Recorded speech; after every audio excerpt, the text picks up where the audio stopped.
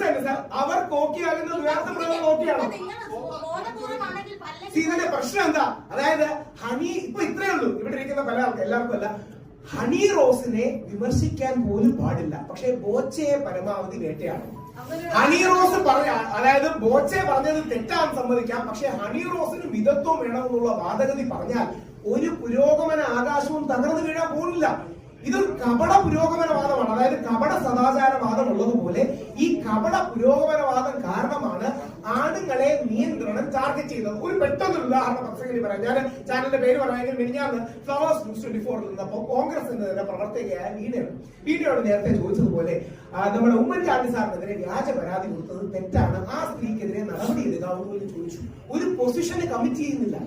എന്തുകൊണ്ടാണ്? പറഞ്ഞാൽ സ്ത്രീപക്ഷവാദി അല്ലാതായി പോകും, പറഞ്ഞാൽ പുരോഗമനവാദി അല്ലാതായി പോകും, പറഞ്ഞാൽ ലിബറൽ അല്ലാതായി പോകും.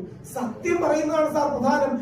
ഞാൻ ലിബറൽ അല്ല, പുരോഗമനവാദി അല്ല, ഫെമിനിസ്റ്റും അല്ല, 3 പേരെ വെക്കുന്നവരാണ്. പക്ഷെ സത്യമൊന്നൊരു കാര്യമില്ലേ? ഇനി ഒരു കാര്യം കൂടെ, ഞാൻ നിങ്ങൾ കൊടുക്കണമെന്ന് പോലുമില്ല, പക്ഷെ നിങ്ങൾ സ്വയം ആലോചിക്കണം. ഹണി റോസിന്റെ വസ്ത്രധാരണത്തിൽ പ്രശ്നമില്ലേ എന്ന് ചിന്തിക്കാത്ത ഒരു മലയാളിയെങ്കിലും കേരളത്തിലുണ്ടോ? അങ്ങനെ ഉണ്ടെങ്കിൽ ഒന്നുകിൽ അവർ കണ്ണടച്ചിട്ടാക്കുകയാണ്, അല്ലെങ്കിൽ അവർ കഥ പറയുക. കാരണം എന്റെ ബോധ്യമല്ലേ എനിക്ക് പറയാൻ പറ്റും. എന്റെ ബോധ്യമല്ലേ എനിക്ക് പറയാൻ പറ്റും. ഹണി റോസിനെതിരെ വ്യാപകമായി വിമർശനമുണ്ട്.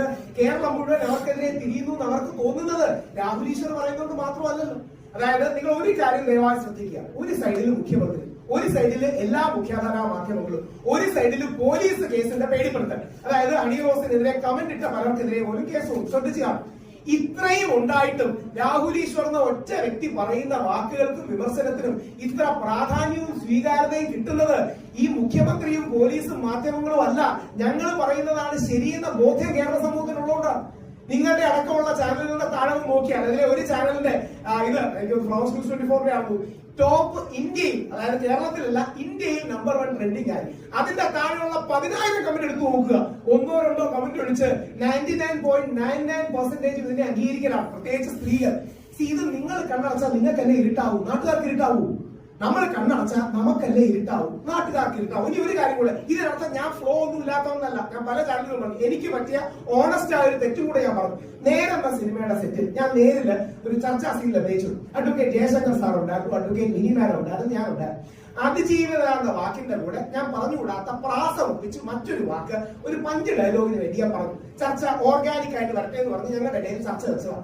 ആ വാക്ക് തികച്ചും തെറ്റാണ്. എന്നോട് അവിടെ ഞാനും മിനി മാഡം എന്നും അടിയാണ്. മിനി മാഡം എന്നോട് പറഞ്ഞു രാഹുൽ ഈശ്വർ ആ വാക്ക് ഉപയോഗിക്കരുത്, ആ വാക്ക്